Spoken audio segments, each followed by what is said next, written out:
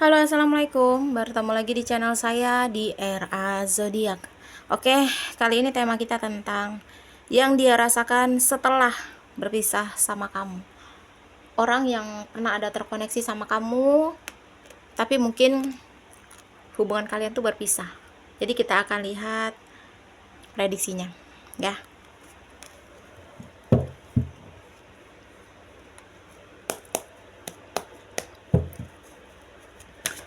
Oke. Jika readingan telah di beranda kamu, mungkin ini untuk kamu. Dan perlu saya ingatkan, ini energinya banyak orang.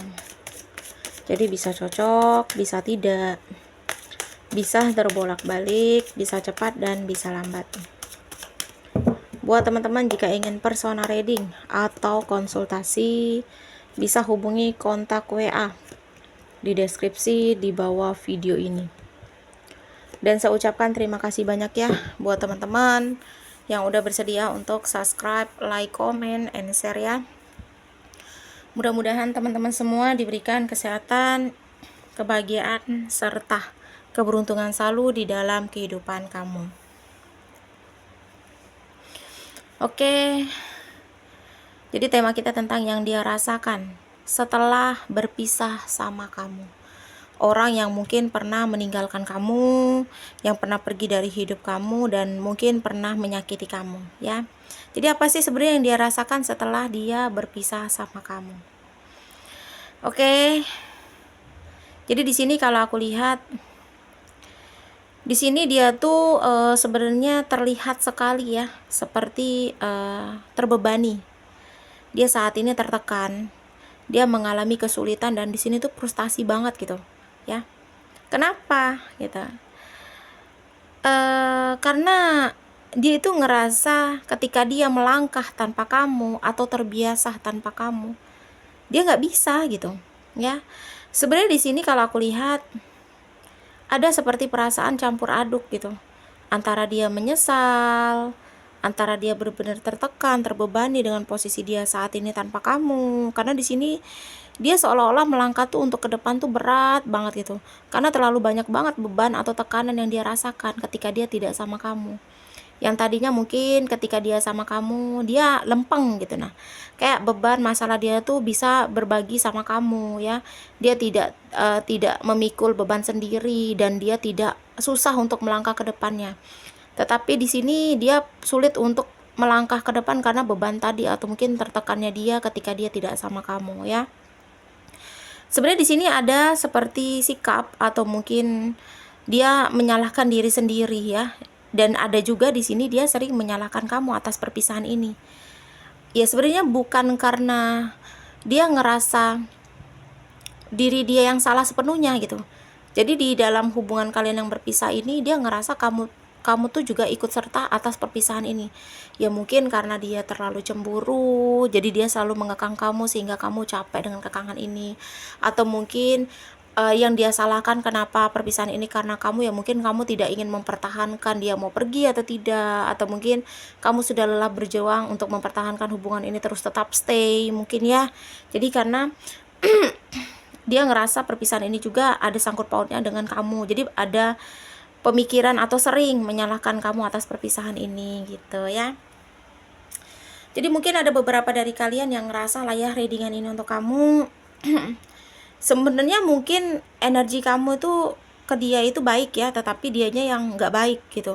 Mungkin kamu sudah berusaha untuk mempertahankan, memperjuangkan, kamu berusaha untuk menerima, kamu selalu menyeimbangkan dia, tetapi dianya tidak seperti yang kamu harapkan gitu, ya. Jadi ya di sini memang di sini yang aku lihat perpisahan ini awalnya kalau aku lihat ya, apa sih di sini tuh kayak dia ngerasa dia akan bisa mencapai atau dia akan mendapatkan sebuah kebahagiaan dengan pemikiran yang jelas, itu pikiran dia gitu. Dia ngerasa percaya, dia ngerasa jelas ketika dia sudah tidak sama kamu lagi. Makanya di sini karena egois dia, ya, dan karena ego dia yang besar, dia tuh merasa hidup tanpa kamu tuh akan lebih mudah, akan lebih gampang, akan lebih bahagia, ya. Padahal di sini sebaliknya, malah di sini dia tertekan, itu tadi seperti terbebani, ya. Terus dia bahkan ngerasa perpisahan ini, dia ngerasa dia bisa bebas dari kamu. Dan bahkan selama ini ketika sudah berpisah, dia tuh terlihat seperti berpura-pura bahagia ketemu orang baru, dia senang ketemu orang baru ya, selalu bisa bahagia tanpa kamu ya, agar kamu tuh bisa merasa tersakiti tanpa dia. Tapi kenyataannya ketika dia bertemu sama orang baru atau ngejalani hubungan sama orang baru pun, dia ngerasa masih di sisi yang gelap gitu. Nah, dia butuh sosok penerangan gitu. Dan sosok itu tuh kamu gitu. Jadi bukan berarti saat ini mungkin kamu ngelihat dia tuh bahagia ya, sebenarnya enggak ya, karena dia masih merasa kalau kamu tuh masih sering mantau dia ngerasa masih kamu tuh sering stalking dia ngerasa kamu tuh masih sering diam-diam memperhatikan dia, makanya dia berpura-pura bahagia di sini tanpa kamu gitu, padahal di sini dia benar-benar ngerasa tersakiti. Nah, ketika dia ngerasa tersakiti ini, makanya di sini dia mencoba untuk membuat kamu tuh cemburu dan tersakiti juga gitu, bahwa dia terlihat bahagia tanpa kamu, padahal enggak seperti yang kamu bayangkan ya. Ya sebenarnya di sini dia tuh bosan, dia jenuh pada sesuatu yang dia apa sih yang kayak dia sesali saat ini gitu. Karena selalu ada penyesalan di sini yang aku lihat ya. Nah, dia tuh udah di titik yang bosan, menyesal terus. Ada keinginan untuk ya mengulang kembali lah seperti itu ya, mengulang kembali sama kamu tuh ada keinginan, dan dia tuh pengen sama kamu tuh ada penyelesaian gitu. Jadi kayak hubungan ini harus ada penyelesaian, jangan seperti ini, itu pikiran dia, padahal kan dia yang memutuskan untuk selesai ya. Tapi saking dia ngerasa di titik yang nggak mau, atau mungkin di titik yang masih belum bisa move on dari kamu, jadi dia ngerasa hubungan ini belum selesai gitu. Jadi ada keinginan untuk mengulang kembali, atau mungkin ada keinginan untuk menyelesaikan hubungan ini gitu. Itu pikiran dia ya. Bahkan di sini dia masih bisa berharap, dia masih berharap banget gitu bisa mendapatkan seseorang baru yang bisa seperti dia manfaatkan, atau mungkin dimanipulasikan dia ya, atau mungkin yang bisa dijadikan seperti pelampiasan terhadap kamu ya, agar kamu tuh bisa tersakiti melihat dia tuh sama orang lain gitu. Jadi intinya yang dia rasakan setelah berpisah sama kamu tuh dia ngerasa tersakiti sebenarnya.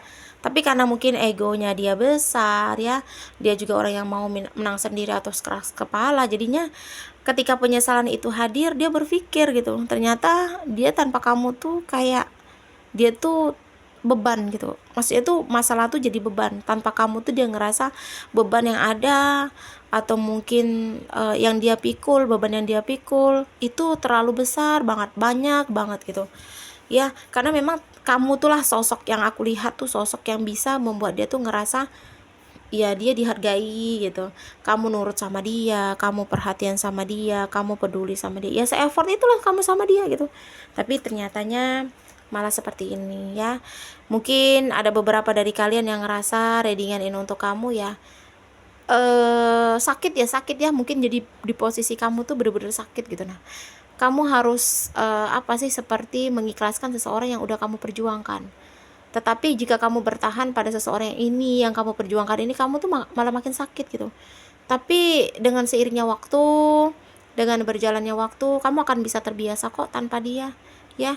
Ya kita doakan saja, mudah-mudahan kamu bisa bahagia tanpa dia, kamu bisa menemukan sosok yang tulus, yang benar-benar perfecto untuk kamu, yang benar-benar bisa menerima kurang serta lebihnya kamu, yang bisa effort sama kamu, yang gak ghosting ke kamu ya. Kita doakan saja yang baik-baik, mudah-mudahan doa baik ini bisa balik sama kamu. Intinya saat ini mungkin kamu sudah mengikhlaskan, kamu sudah memaafkan, cuma masih ada trauma di dalam hidup kamu atau di dalam diri kamu.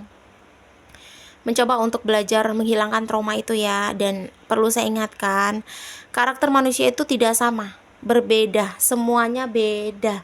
Jadi jangan kamu samakan. Mungkin kamu sudah menemukan sosok pengganti dia saat ini ya, jangan kamu samakan yang saat ini tuh dengan masa lalu kamu yang seperti ini, yang toksik ya. Dia berbeda, orangnya beda dan karakternya beda ya. Yang mudah-mudahan kamu bisa bahagia, dan kebahagiaan kamu tuh pada orang nanti yang baru yang hadir dalam kehidupan kamu ya. Kita doakan saja yang baik-baik ya.